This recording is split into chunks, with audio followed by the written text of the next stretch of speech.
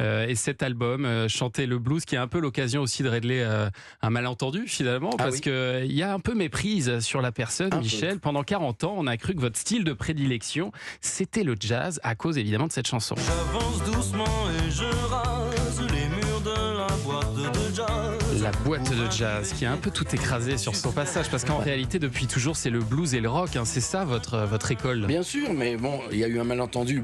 J'y suis pour quelque chose aussi, Oui, bien sûr. évidemment, puisque ça a été le premier très gros succès en 85. Et donc, effectivement, on a pensé que ça a été mon école. Ça n'a pas du tout été mon école, j'y comprenais rien. Ça ne me plaisait pas. Moi, je viens du blues, du rock'n'roll, de la chanson française. Voilà, mes sources d'inspiration, si vous voulez, j'ai voulu leur rendre hommage et j'ai fait une trilogie d'hommages, c'est-à-dire la chanson française, parce que j'ai été voir, je l'ai dit déjà plusieurs fois, le premier spectacle de ma vie, ça a été Piaf sur scène, qui était quand même incroyable. J'allais voir Brel, j'ai été nourri avec la chanson française, Brassens, Ferré, Piaf, etc. Donc, l'importance des textes. Vous voyez, la chanson française, il y a une tradition, on raconte des histoires, on exprime des émotions, on exprime des sentiments, etc.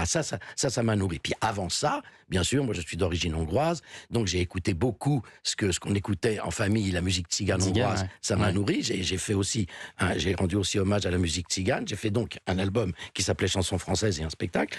J'ai fait un spectacle qui s'appelait Abraham, où je racontais, ça rejoint l'histoire, l'histoire de mon grand-père maternel qui était cantor, qui chantait dans les synagogues en Hongrie, qui paraît-il chantait très bien et qui a été déporté. Et à travers lui, j'ai raconté un peu la destinée du peuple juif, parce que dire qu'il y a 6 millions de juifs qui sont morts dans les camps, vous savez, c'est assez abstrait, surtout dans la tête d'un môme. Hein.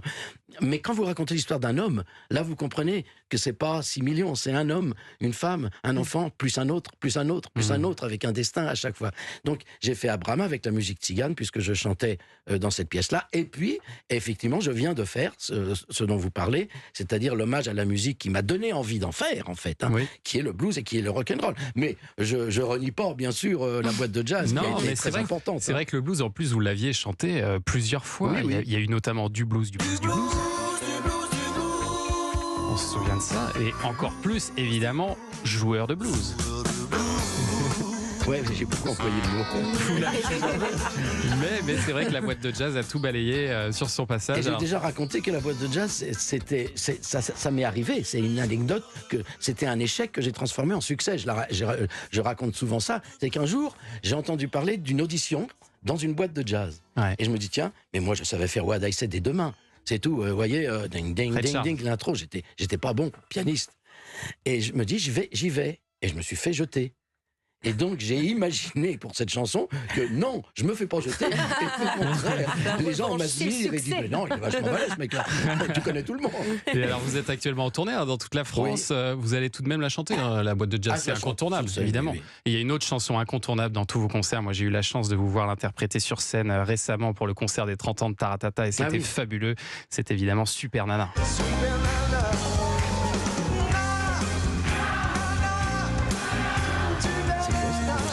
Alors ça, c'est l'enregistrement d'un autre Taratata d'il y a des années, où déjà vous faisiez chanter le public, mais là, ce sera dans le concert des 30 ans où vous faites chanter 50 000 personnes. C'est une folie et vous avez toujours une pêche incroyable sur scène. Moi, j'aime ça. Qu'est-ce que vous voulez, vous savez, la musique donne des forces. Allez, restez avec nous, Michel Jonas. Dans un instant, notre première indispensable. On va sortir grâce à Isabelle Vitari. À tout de suite. Culture Média sur Europe 1.